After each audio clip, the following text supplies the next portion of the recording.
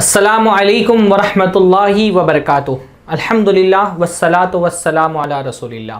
محترم ناظرین، ہم گفتگو کر رہے ہیں ہمارے معاشرے میں اٹھنے والی ارتداد کی لہر پر اور اس کا مقابلہ ہم کو کیسے کرنا ہے۔ اس کا مقابلہ کرنے کے لیے ہم کو ارتداد کے اسباب کو سمجھنا بہت ضروری ہے۔ مسلمان لڑکیاں مرتد کی ہو رہی ہیں، جب تک ان اسباب پر روک نہیں لگائی جائے گی، ان کا سد باب نہیں کیا جائے گا، ارتداد کے مسئلے کو قابو میں نہیں لایا جا سکتا۔ مہنگی شادیاں ایک بہت بڑا سبب ہے ارتداد کا۔ اور مہنگی شادیاں کیسے ارتداد کا سبب بن رہی ہیں؟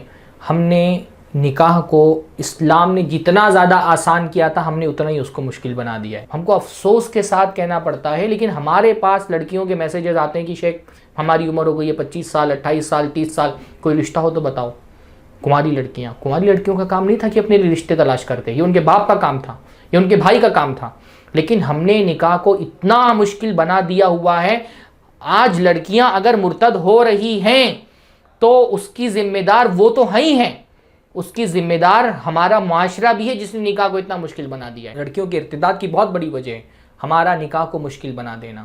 ہم کو غصہ آتا ہے، بہت غیرت آتی ہے کسی مسلمان لڑکی کو ہم اگر دیکھ لیتے ہیں کہ کسی کافر لڑکے کے ساتھ ہے، نقاب پہنی ہوئی ہے اور لڑکے کے ہاتھ میں دھاگا بندھا ہوا ہے لال کلر کا، کڑا پہنا ہوا ہے لڑکے نے، سمجھ جاتے ہیں کہ مسلمان لڑکی ہے اور کسی کافر لڑکے کے ساتھ میں ہے یا شادی کرنے جا رہی ہے اس سے۔ ہماری غیرت کو جوش آتا ہے اور ہم بعض مرتبہ اس کو پکڑ کے پیٹ بھی دیتے ہیں، بہت ہم کو غیرت ہے۔ بھائی اگر یہ غیرت سچی ہے، یہ غصہ سچا ہے، تو اپنی شادی کے وقت یہ غصہ دکھائیے۔ اپنے شادی کے وقت اپنے ابا سے بولیے کہ نہیں لوں گا میں جہیز، سادگی سے کروں گا شادی، نہیں لے کر کے جاؤں گا بارات، نہیں کروں گا اتنے سارے مطالبے۔ وہاں غصہ دکھائیے اگر آپ کا غصہ سچا ہے، وہاں غیرت دکھائیے اگر آپ کی غیرت سچی ہے۔ کسی لڑکی کو پکڑ کے پیٹ دینا، کسی لڑکے کو اکیلے میں پکڑ کے پیٹ دینا بہت آسان ہے۔ اگر آپ طاقتور ہیں تو یہ طاقت اپنی شادی کے وقت دکھائیے۔ اگر آپ کو واقعتاً تکلیف ہے مسلمان لڑکیوں کے مرتد ہونے سے اور آپ ان کو ارتداد سے بچانا چاہتے ہیں، تو کسی مسلمان غریب لڑکی کا ہاتھ تھامیے اور آسانی کے ساتھ نکاح کریے جیسا شریعت نے نکاح کرنے کا حکم دیا ہے۔ ہم نے اپنی شادیوں کو ہندوانہ شادی بنا دی ہے۔ یہ مسلمانوں کی شادی نہیں، مسلمان کی شادی میں لڑکی پر 1 روپیہ بھی اللہ تعالیٰ نے خرچہ نہیں ڈالا ہے۔ 1 روپیہ بھی لڑکی اور لڑکی کے گھر والے خرچہ نہیں کریں گے۔ جتنا مالی خرچ ہے وہ سب کا سب لڑکا برداشت کرے گا۔ مہر لڑکے کو دینی ہے، ولیمہ لڑکے کو کرانا ہے۔ اللہ تعالیٰ نے لڑکی پر کوئی بوجھ نہیں ڈالا ہے، لیکن آج صورتحال یہ ہے کہ مہر تک کی رقم لوگ لڑکیوں سے وصول کر رہے ہیں کہ اتنا پیسہ لیں گے پھر اتنا مہر میں لوٹا دیں گے، مہر تک نہیں دے رہے، ولیمہ تک کے یہ ہو گیا ہے۔ یعنی انسان کی غیرت مر گئی ہے، اس کو شرم نہیں آتی ہے کہ ولیمہ بھی کرنا ہوتا ہے تو آدھا پیسہ بولتا ہے کہ تم، لڑکی کے باپ والے سے بولتا ہے تم لگاؤ آدھا پیسہ تاکہ میں شان سے ولیمہ کر سکوں۔ تو جب آپ اتنا مشکل بنا دیں گے نکاح کو تو زنا آسانی ہوگا، اور لڑکیاں جب زنا کرنے کے لیے نکلیں گی، جب اپنے خود تلاش کرنے کے لیے نکلیں گی اپنے دولہے، تو کیونکہ ان کی دینی تربیت نہیں ہے تو وہ کبھی کسی مسلمان لڑکے کے ساتھ فرار ہو جائیں گی، کبھی کسی کافر لڑکے کے ساتھ فرار ہو جائیں گی۔ اپنی اصلاح کریے، اپنی شادیوں کو آسان کریے، اپنی بچیوں پر رحم کریے۔